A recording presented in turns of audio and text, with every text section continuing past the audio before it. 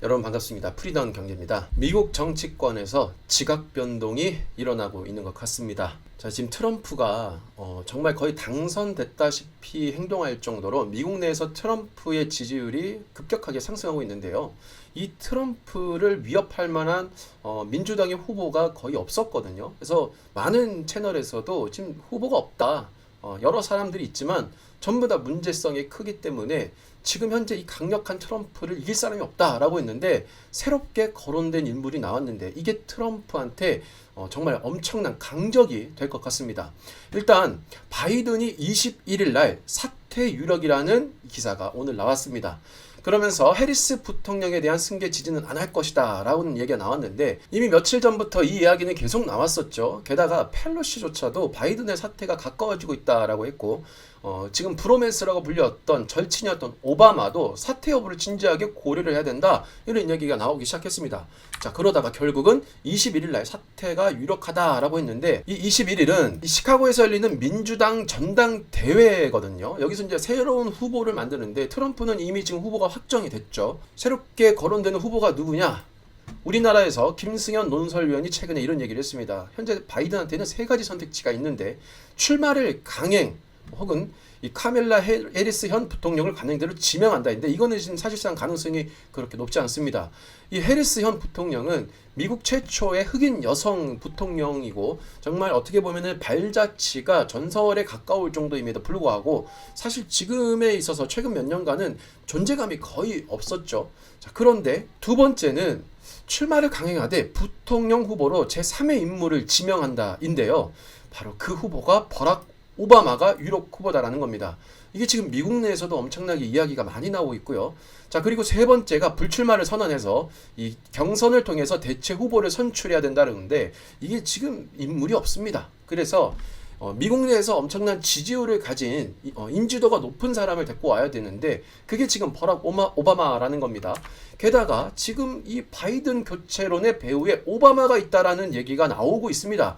미국 내에서 엄청나게 이 지금 이 어떻게 음모론이라고 해야 될까요? 아무튼 이 이야기가 나오고 있는데, 8년을 동고동락한 절친이자 브로맨스라고 불렸는데, 겉으로는 그랬지만 사실 뒤로는 바이든 교체를 누구보다 추정하고 있는 게 버락 오바마다, 이런 얘기가 나오고 있는 겁니다. 그러니까 충분히 제3의 후보로 나올 만하죠. 그럼 이 오바마라는 사람이 누구냐라고 물어본다면 딱 세 가지로 요약을 할 수가 있습니다. 첫 번째, 미국 역사상 최초의 흑인 대통령인데 출발은 지지율이 굉장히 낮았습니다. 그런데 임기 말 무려 지지율이 57%라는 정말 엄청난 수치를 쓴 미국인들이 가장 사랑했던 대통령이라고 불리우는 사람입니다.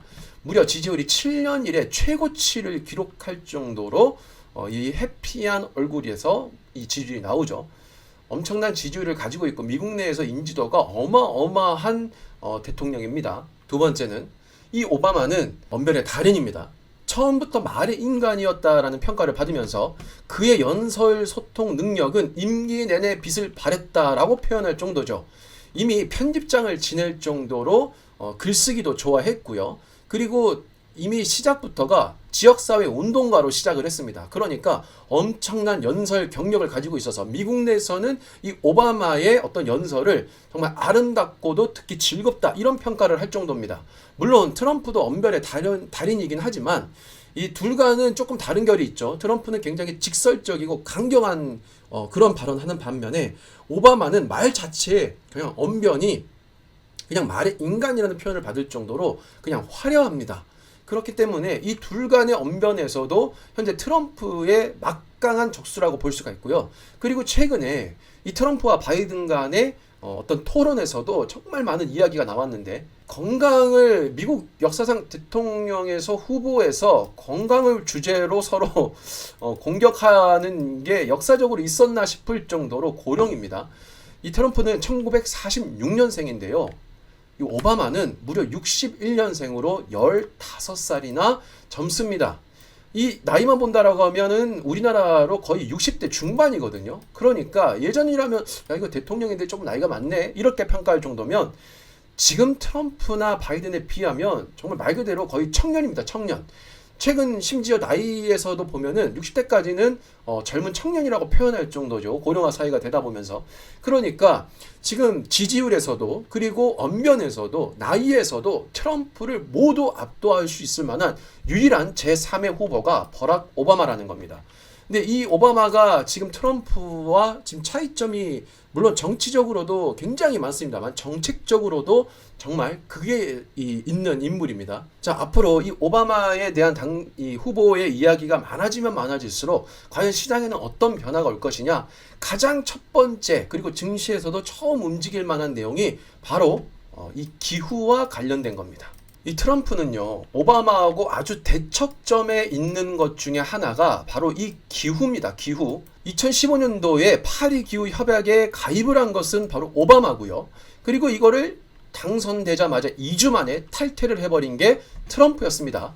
근데 이번에 트럼프가 당선되면 파리 기후 협약을 또 탈퇴할 것이라고 얘기를 했습니다. 오바마는 시진핑까지도 파리 기후 협정에 당길 정도로 정말 기후 협약에 진심인 사람이었거든요. 그래서 2020년도에 트럼프가 당선되자마자 파리 기후 협약을 공식으로 탈퇴하겠다라는 얘기가 나오자마자 가장 반대했던 게 누구겠습니까? 그래서 이 트럼프하고 오바마는 기후적인 측면에서는 정말 대척점에 있다라고 보여지는데, 이번에 트럼프가 또 어떻게 보면 폭탄을 던졌죠. 지금 중국에 대한 관세를 수백 프로 부과를 하겠다. 이 반도체에 대한 엄청난 관세를 부과하겠다.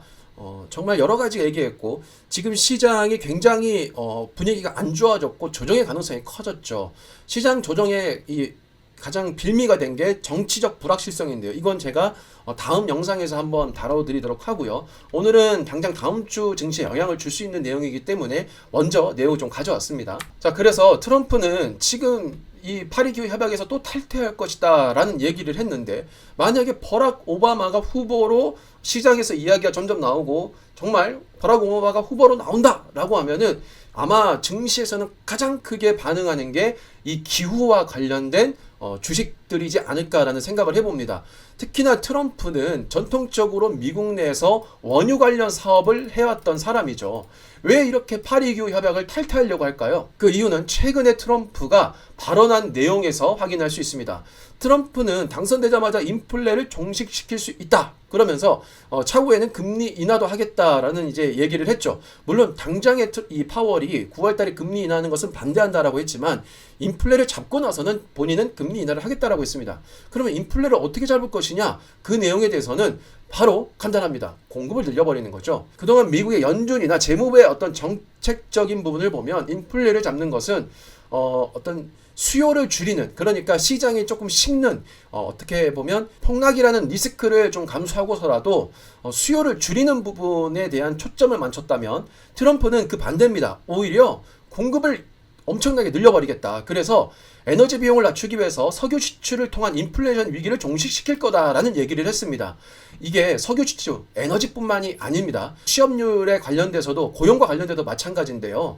지금 미국에서 실업률이 오르는 이유가 뭡니까? 일자리는 여전히 괜찮은 수준대로 구인 배율은 1.2 정도를 유지를 하고 있습니다. 괜찮은 수치인데요. 그럼에도 불구하고 실업률이 올라간 건 뭡니까? 이 재무부에서도 옐런도 얘기했다시피 지금 미국 내에 엄청난 이민자가 다시금 들어오고 있습니다. 바이든 정부 때에 따라서.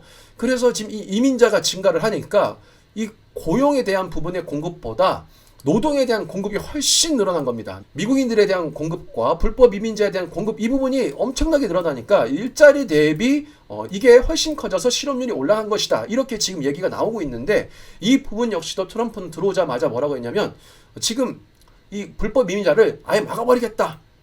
미국 역사상 미국 주변에다가 장벽을 세운 게 트럼프가 최초잖아요. 이걸 더 강하게 얘기한 겁니다. 아예 그냥 막아버리겠다요. 그러면 불법 이민자가 주니까 이 절대 공급 수치가 줄게 되지 않겠습니까? 그러면 당연히 불법 이민자가 줄고 미국 국민들만 일을 하는 수치가 나오니까 노동적인 측면에서도 괜찮은 수치를 유지할 수가 있는 거예요. 그러니까 트럼프는 지금 공급적인 측면을 건들겠다라고 했으니까 석유 지출을 많이 한다는 건 뭐예요? 기후협약에 대한 이 협정을 넘어서는 행동이잖아요. 그러니까 이걸 하려면 당연히 파리 기후 협약을 탈퇴를 해야 됩니다. 근데 버락 오바마가 오면 어떻게 되겠어요? 그 기대감이 또 반대로 나오겠죠. 만약에 오바마가 성공한다라고 하면 기후 협약적인 측면을 더 이제 끌어올린다는 내용이니까 풍력, 해상 이런 쪽에 관련된 주식들이 위로 튀어오를 수밖에 없는 그런 환경을 만들었다는 겁니다. 그래서 이 둘 간의 지속적인 움직임이 나오면서 주가를 좀 부양할 수 있을 만한 그런 에너지로 작용하지 않을까.